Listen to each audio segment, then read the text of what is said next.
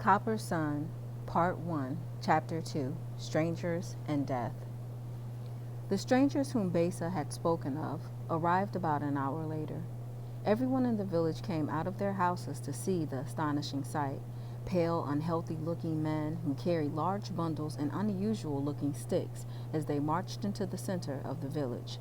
In spite of the welcoming greetings and looks of excitement on the faces of the villagers, the strangers did not smile. They smelled of danger, Amari thought as one of them looked at her. He had eyes the color of the sky. She shuddered. However, the unusual-looking men were accompanied by warriors from the Chpt tribe, men of her own land, men her people had known and traded with. So even if the village elders were concerned, it would be unacceptable not to show hospitality. Surely the Ashanti would explain, but good manners came first. Any occasion for visitors was a cause for excitement, so after the initial amazement and curiosity at the strange men, the village bubbled with anticipation as preparations were made for a formal welcoming ceremony. Amari stayed in the shadows, watching it all, uneasy, but not sure why. Their chief, or Awamafia, who could be spoken to only through a member of the Council of Elders, invited the guests to sit, and they were formally welcomed with wine and prayers. The chief and the Council of Elders, made up of both men and women, were always chosen for their wisdom and made all the important decisions. Amari was proud that her father, Komla, was one of the elders. He was also the village storyteller, and she loved to watch the expressions on his face as he acted out the stories she had heard since childhood. "We welcome you," the chief began. "Let your yes be yes and your no be no. May you be protected from evil, and may you live to a ripe old age. If you come in peace, we receive you in peace. Heroism is the dignity of our ancestors, and in their name, we welcome you."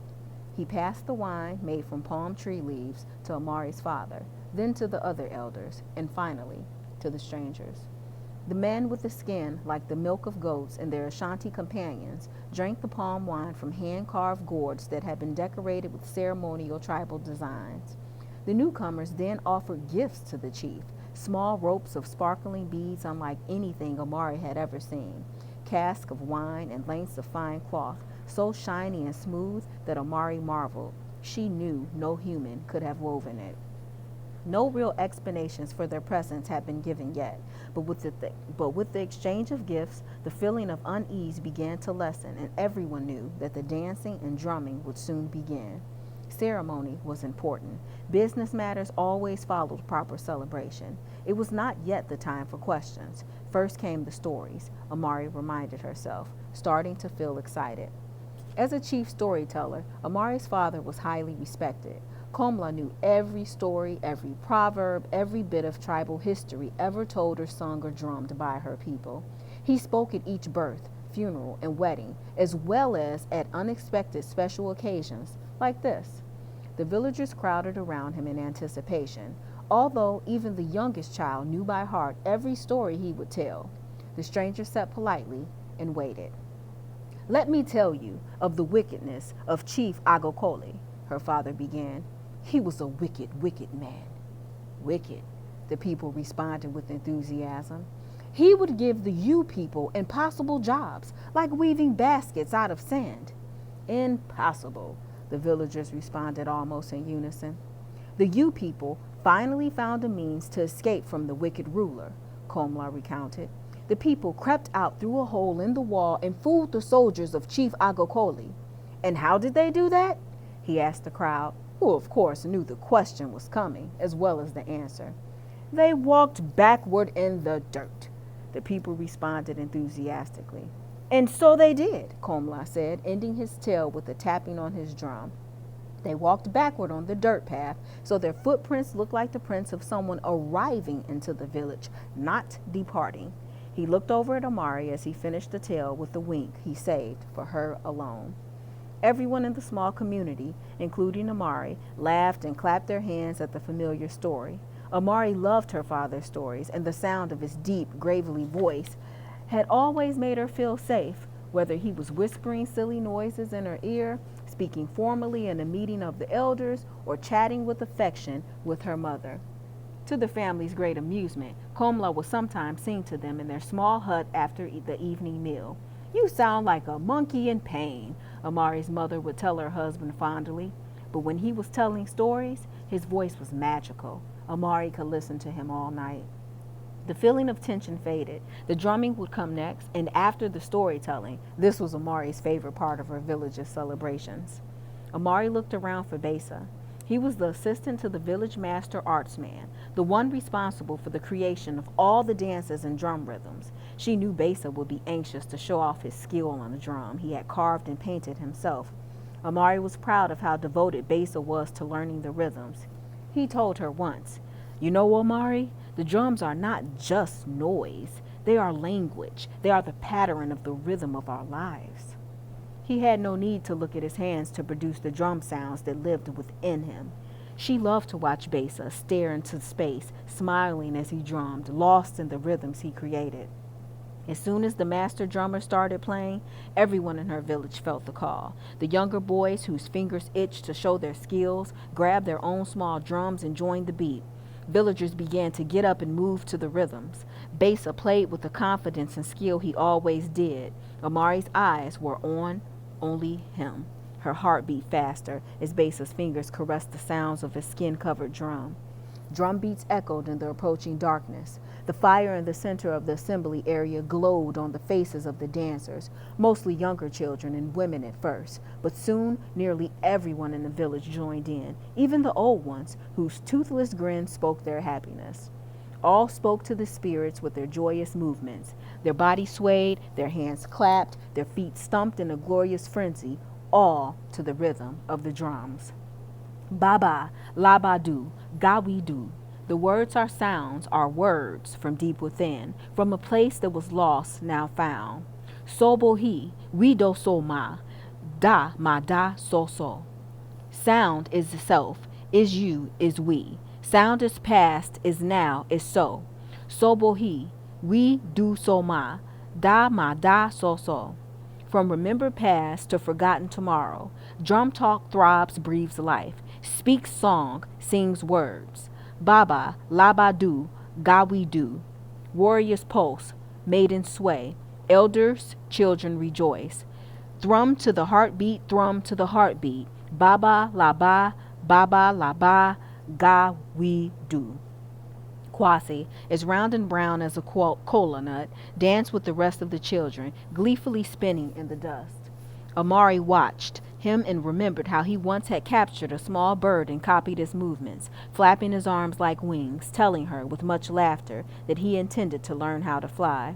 And as Kwasi stumped and glided through the dust that evening, it seemed to Amari that he really was flying.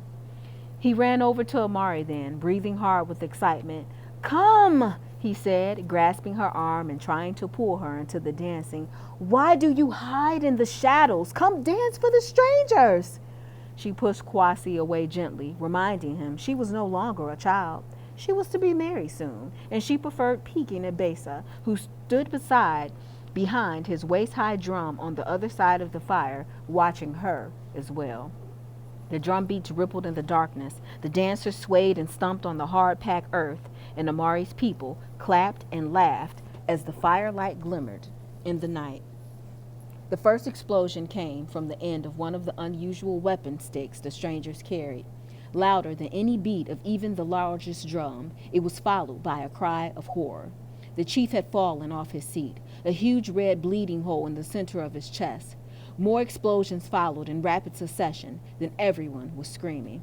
Confusion and dust swirled throughout the village. Amari watched, aghast, as a mother with her baby wrapped on her back tried to flee, but both mother and child were clubbed down into the dirt by one of the Ashanti warriors. An Ashanti? How could this be? Villagers ran blindly into the fire, trying to escape and screaming for mercy, only to be felled by the terrible fire weapons of the strangely pale men. Amari knew she should run. She knew she should try to escape into the forest, but her feet would not move. She could only stare in horror. She gasped as she watched an Ashanti grab her mother and try to put thick iron cuffs on her mother's wrists. She turned her head and followed. in slow motion it seemed, her father's bellows of rage as he leaped toward her mother to rescue her. But before he even reached her, one of the milk-faced men thrust a knife into his stomach, and Komla fell silently to the earth. Amari's mother screamed in anguish and bit her captor's hand. Enraged, he hurled her to the ground. Amari watched, unable to breathe or move, as her mother's head smashed upon a rock. Amari wanted to scream, "Mother, get up! Oh, please get up!" But she was unable to say a word. Her mother did not move. Amari needed her parents to come get her, to tell her not to be afraid, to run with her into the underbrush for safety. But they just lay there, their blood beginning to stain the dust. Amari doubled over in agony. Her parents were dead. She looked frantically for Besa and Kwasi, but all was smoke and screams and death. Finally, she saw Kwasi running toward her, screaming, "Run, Amari, run!" Her feet loosened then as he reached her. She grabbed his hand and they ran wildly out of the village into what they hoped was the safety of the darkness. Sharp branches cut Amari's face as she plunged through a thick tangle of trees. The smell of sharp acrid smoke, not of gentle earth fires, but of the flames of destruction followed them. Birds and monkeys above them cried out in alarm, but their noise could not cover the screams of the slaughter of her people. Suddenly, Amari heard fast-moving, thudding footsteps behind them and the roar of a spear. Kwasi held her hand tighter, and they ran even faster, Amari trying in vain to be as invisible and swift as the wind. "Fly, my baby brother," she thought desperately. "Fly away." One moment, they were leaping over a fallen log. In the next moment, she heard Kwasi moan softly, and then his hand slipped slowly from hers. He slumped to the ground, a look of soft surprise on his small face. A spear had sliced through his whole little body. Amari sank down beside him and held him to her. He died in her arms. She lay there in the darkness, cuddling his small, lifeless body, unable to weep, unable to run any longer. She hardly cared when wrenched behind her, and iron shackles with heavy, rusty chains between them were snapped onto her wrists, holding them there. Amari was marched back to where the burning village had once stood so happily, grabbed by her hair and shoved into a pile of other survivors from the village. No one spoke. No one wept. They were defeated.